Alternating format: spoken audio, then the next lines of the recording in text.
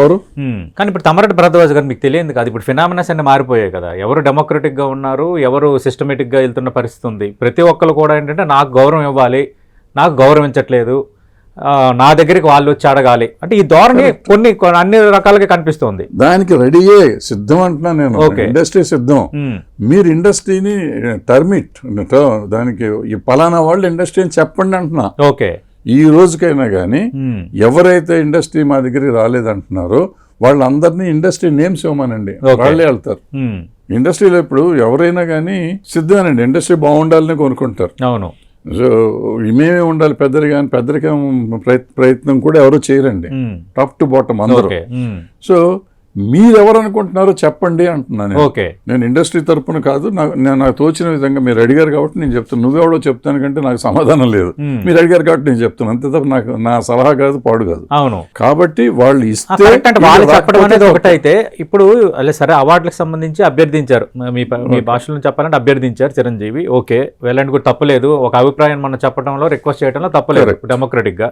సరే, ఇప్పుడు వాళ్ళు మా దగ్గరికి రాలేదని డైరెక్ట్ గా డిప్యూటీ సీఎం గా ఉన్న పవన్ కళ్యాణ్ కామెంట్ చేశారు, ఏడాది అయింది ముఖ్యమంత్రి చంద్రబాబు నాయుడు గారు రిసీవ్ చేసుకోలేదని. అంటే ఒక రకంగా ఏమైనా డివిజన్ వచ్చిందా అంటే ఒకరు అధికారంలో ఉన్నప్పుడు ఒక వర్గం, ఒకరు అధికారంలో ఉన్న మరొక వర్గం, అంటే ఇండస్ట్రీ ఏమైనా బాగా నాకు తెలిసి డివిజన్ ఉందా? నాకు తెలిసి ఏ ఎవరిలో ఎలక్షన్ గెలిచినా కానీ వీళ్ళు పర్సనల్ గా మాట్లాడుకుంటాను ఉంటారు. ఓకే, ముఖ్యమంత్రితో డెఫినెట్ గా నాకు తెలిసి చిరంజీవి గారు కూడా అభినందించే ఉంటారు వాళ్ళని, చంద్రబాబు నాయుడు గారిని, పవన్ కళ్యాణ్ గారిని. సో ఇవన్నీ పేపర్లో చూసాం మనం. అవును, వెళ్ళారు కదా, ప్రమాణ స్వీకారం వెళ్ళారు, చేశారు, ఏదో ఉన్నాయి కదండి. ఇప్పుడు అది చాలదు అంటే ఏంటి మీకు కావాలి? Okay, so what is your problem, you tell me please. అర్థం చేసుకోవాలి కదా ఎదుటివాడు.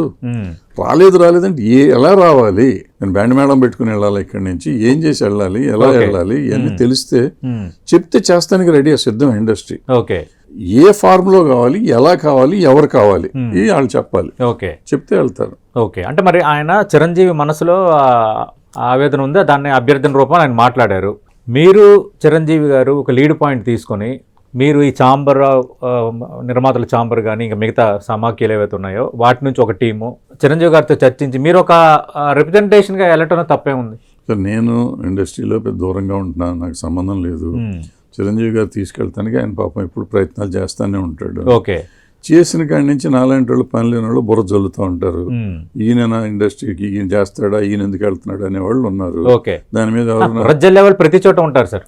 కానీ ఒక ఇనిషియేటివ్ తీసుకోవడం తప్పలేదు కదా. కాదు సార్, ఎందుకు ఇంట్రెస్ట్ ఉంటుంది అంటున్నా. నేను ఇందాక చెప్పినట్టు మాకు ఛాంబర్ ఉంది, ఛాంబర్ చేసుకోవాలి. ఆ పనిని ఈయన పూనుకుంటున్నాడు. పూనుకుంటుంటే నా బట్టి పని లేని వాళ్ళు ఏదో 4 మాటలు అంటారు. ఎందుకు ఇంట్రెస్ట్ ఉంటుంది పాపం, ఎందుకు చేయబుద్ధి వేస్తుంది అతనికి? ఎవరికి అతనికి ఆయన గారు చిరంజీవి గారి సంగతే మాట్లాడతాను.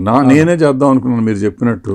నేను చేస్తాను ఈడెవడండి, అయిపోయాడు కదా, 15 ఏళ్ళు అయింది ఇండస్ట్రీలో, ఈడెందుకు ఈడికి పని లేదా తేట అంటారు. నాకేం ఇంట్రెస్ట్ ఉంటుంది?